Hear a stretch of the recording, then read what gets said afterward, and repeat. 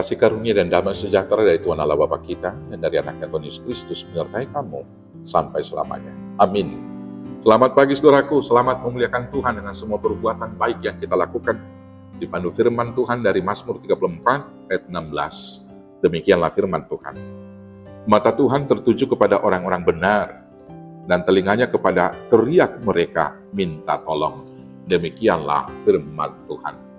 Bapak Ibu Saudaraku yang terkasih dalam Yesus Kristus, dalam menjalani kehidupan di dunia ini, manusia cenderung mengandalkan pikiran, mengandalkan kekayaan, mengandalkan kekuatan, dan mengandalkan koneksi yang ada, daripada mengandalkan Tuhan untuk menaikkan kehidupan dan menghadapi berbagai pergumulan-pergumulan.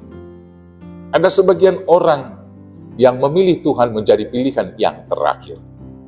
Sebagian orang berpikir bahwa supaya naik status sosialnya harus memiliki koneksi yang bagus dengan rekan bisnis, dengan para pejabat, dan lain sebagainya. Karena itu makin banyak orang yang tidak sabar menantikan Tuhan bertindak untuk menyelesaikan permasalahannya, untuk menaikkan derajat kehidupannya, mengangkat dia dari semua keterpurukan dalam kehidupan.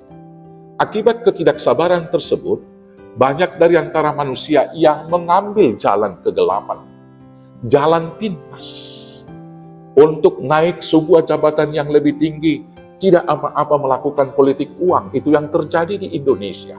Seubuk kiri kanan, fitnah yang lain, dan menjelek-jelekan, saling menjegal dan saling menjatuhkan, menjilat dan memuji-muji orang-orang yang di atas dengan harapan supaya dia dapat dinaikkan jabatannya.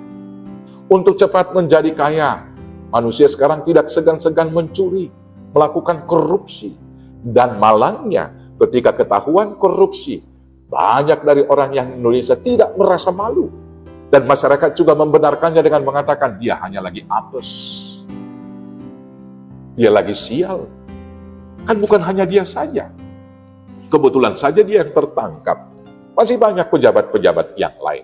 Stigma yang demikianlah yang terbangun dalam kehidupan sekarang ini. Maka semakin banyak orang yang memilih untuk tidak melakukan kebenaran.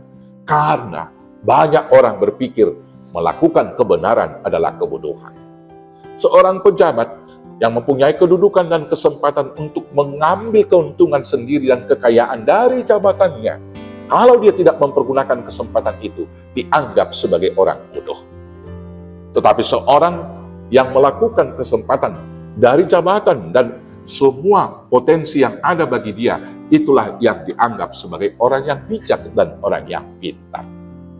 Demikianlah pintarnya iblis itu menipu kita dalam kehidupan keseharian, sehingga sekali lagi semakin banyak orang-orang yang melakukan tindakan ketidakbenaran di hadapan Tuhan.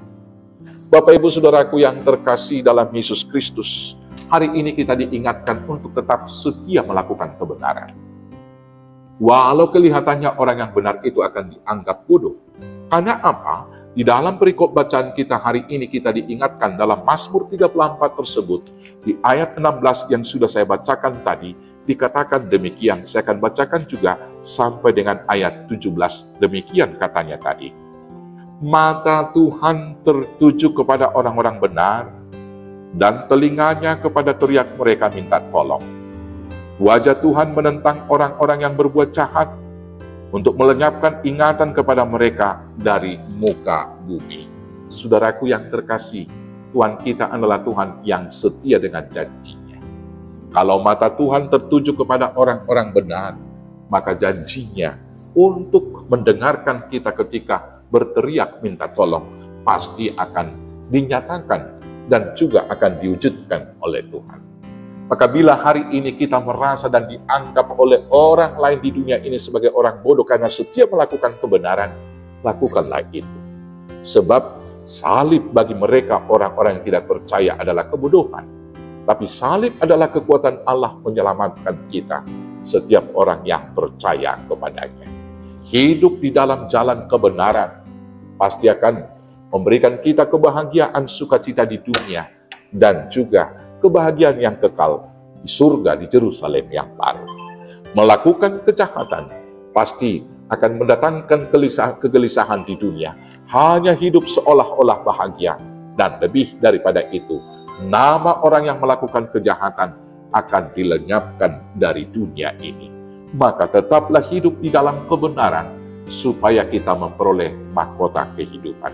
Selamat melakukan segala perintah Tuhan dengan konsisten. Selamat hidup dalam kebenaran. Tuhan Yesus memberkati. Amin. Kita bersatu dalam doa. Terima kasih Bapa yang baik. Ajar kami untuk setia di dalam kebenaran, sehingga kami beroleh berkat sukacita hidup di dunia dan memperoleh hidup yang kekal di dalam Yesus Tuhan Juru Selamat kami yang hidup. Amin. Selamat hidup dalam kebenaran Tuhan. Selamat beraktivitas. Tuhan Yesus memberkati. Horas, horas, horas.